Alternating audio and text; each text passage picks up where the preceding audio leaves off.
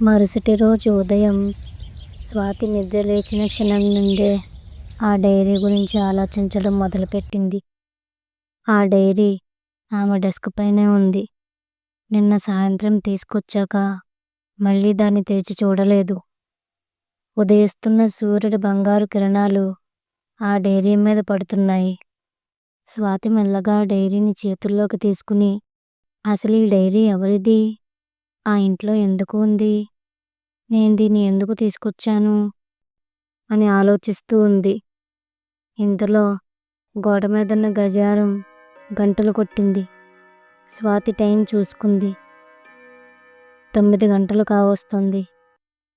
ఇప్పుడు దీని గురించి ఆలోచించే టైం లేదు అని అనుకుని ఆ డైరీని టేబుల్పై పెట్టేసి స్కూల్కి రెడీ అయిపోయింది. స్కూల్కి వెళ్ళాక కూడా ఆమె చాలా డిస్ట్రాక్టెడ్గా ఉంది. ఇది గమనించిన ఆమె కొలీగ్స్ ప్రియా, భవానీలు ఆమె దగ్గరికి వచ్చారు. ఏంటి స్వాతి, మార్నింగ్ అసెంబ్లీ నుంచి చూస్తున్నాను, ఏదో లోకంలా ఉంటున్నావు, ఏమైంది అని అడిగింది ప్రియా. స్వాతి తల ఊపి అబ్బే ఏం లేదు అని చెప్పింది. ప్రియా లేదు, ఏదో ఉంది, ఏంటో చెప్పు అని అడిగింది. స్వాతి నిన్న ఒక ఇంట్రెస్టింగ్ విషయం జరిగింది అని ఆ ఇంటికి వెళ్ళడం దగ్గర నుంచి డైరీ తీసుకురావడం వరకు మొత్తం చెప్పసాగింది. అది మొత్తం విన్న భవానీ, ప్రియా ఇద్దరూ ఒకరినొకరు చూసుకుని భవానీ ఇలా అంది. స్వాతి, ఆ ఇంటి మీద చాలా రూమర్లు ఉన్నాయి, అక్కడికి వెళ్ళడం ప్రమాదకరం, అయినా ఎందుకు వెళ్ళావు అని అడిగింది.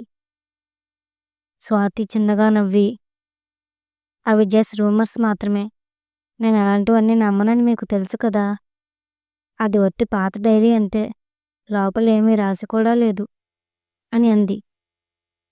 అప్పుడు ప్రియా, ఏమో నాకు అనుమానంగా ఉంది, రేపు ఉదయాన్నే వచ్చి ఆ డైరీలో రాసినవన్నీ నిజమవుతున్నాయని మాత్రం చెప్పకు అని అంది. చాలే ఊరుకో ప్రియా, నువ్వు ఈ మధ్యన ప్రతి చిన్న విషయానికి భయపడుతున్నావు అని అంది. అలా ఆ రోజంతా స్వాతి ప్రశాంతంగా గడిపింది. కానీ ఆమె మనసు మధ్య మధ్యలో డైరీ వైపు తిరుగుతూనే ఉంది. మరుసటి రోజు భారీ వర్షాల కారణంగా స్కూల్కి సెలవు ప్రకటించారు. ఇదే మంచి సమయమని స్వాతి మళ్ళీ ఆ ఇంటికి వెళ్ళాలని నిర్ణయించుకుంది. నెమ్మదిగా ఆ ఇంటికి వచ్చింది. గేటు తీసుకుని లోపలికి అడుగుపెట్టి, హలో ఓల్డ్ హౌస్, నీ రహస్యాలు ఇప్పుడు నేను తెలుసుకోబోతున్నాను అని లోపలికి వెళ్ళింది. లోపలంతా మునుపటిలాగే చాలా చీకటిగా దుమ్ము ధూళితో ఉంది. ఏదీ మారలేదు. స్వాతి నెమ్మదిగా ఆమెకు డైరీ దొరికిన గదిలోకి వెళ్ళి ఆ ట్రంకుపెట్టెను చూసింది.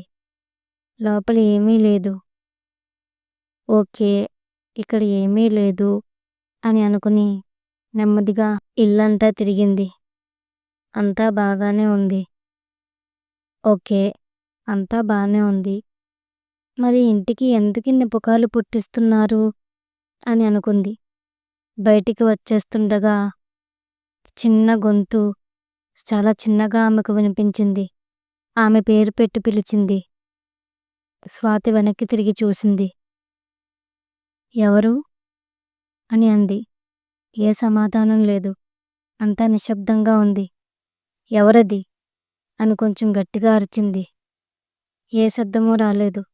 అంతా నా భ్రమేనేమో అని అనుకుని అడుగు బయట పెట్టబోతుండగా అదే గొంతు ఈసారి కాస్త గంభీరంగా స్పష్టంగా వినిపించింది. ఆ డైరీని యథాస్థానంలో పెట్టేయి అని.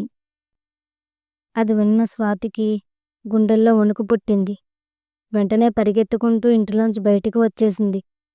ఆమె గేటు నుండి అడుగు బయట పెట్టిన మరుక్షణమే గేటు దానంతట అదే మూసుకుపోయింది. స్వాతి భయంతో వెనక్కి తిరిగి చూడకుండా అక్కడి నుంచి వచ్చేసింది.